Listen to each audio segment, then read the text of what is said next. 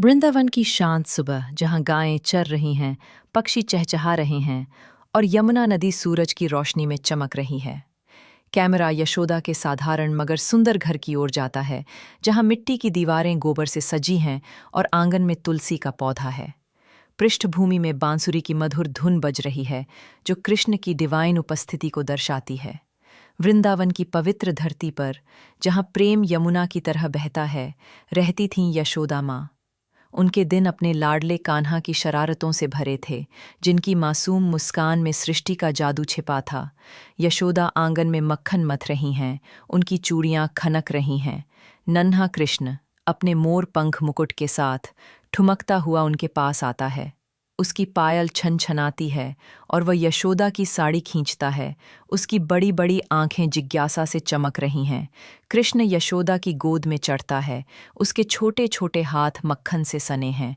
सुनहरी धूप उनके चेहरे पर पड़ रही है और पास में एक मटकी में मक्खन रखा है। माँ माँ, ये चांद इतना चमकता क्यों है? मैं इसे पकड़ना चाहता हूँ। हाय मेरे लाला, चांद तो बहुत दूर है, आकाश में। उसे कोई नहीं पकड़ सकता। नहीं माँ, मैं तो पकड़ूंगा, तुम देखना। कृष्ण अपनी छोटी उंगलियों से आकाश की ओर इशारा करता है, जहां चांद की एक हल्की सी छवि दिखती है।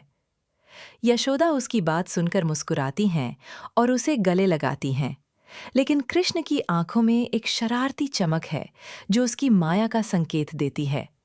कृष्ण की मासूमियत और शरारतें यशोदा के दिल को पिघला देती थीं, लेकिन वो जानती थीं कि उनका लाला कोई साधारण बालक नहीं है।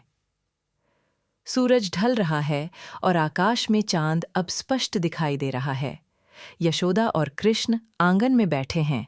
यशोदा उसे दूध पिलाने की कोशिश करती हैं, लेकिन कृष्ण बार बार आकाश की ओर देखता है। अचानक कृष्ण अपनी हथेलियां फैलाता है और मंत्रमुग्ध करने वाली मुस्कान के साथ आकाश की ओर देखता है। एक चमकदार प्रकाश की किरण चांद से नीचे उतरती है और धीरे धीरे चांद की एक छोटी चमकती छवि यशोदा की गोद में प्रकट होती है। ये एक सुंदर चांदी जैसी गेंद की तरह दिखता है, जो कोमल प्रकाश बिखेर रही है। यशोदा आश्चर्य से, हाय राम, ये क्या लाला, तूने चांद को सचमुच उतार लिया? कृष्ण हंसते हुए, माँ, मैंने कहा था ना, मैं चांद पकड़ लूंगा, ये लो तुम्हारे लिए। यशोदा चकित होकर चांद की उस छवि को देखती हैं। वो उसे छूती हैं और ये ठंडा मगर कोमल लगता है। कृष्ण ताली बजाता है और हंसता है, जैसे ये कोई खेल हो। पास खड़ी गायें और पक्षी भी इस चमत्कार को देखकर शांत हो जाते हैं।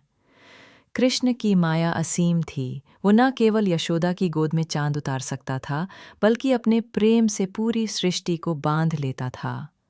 यशोदा से, लाला, तू तो साक्षात नारायण है।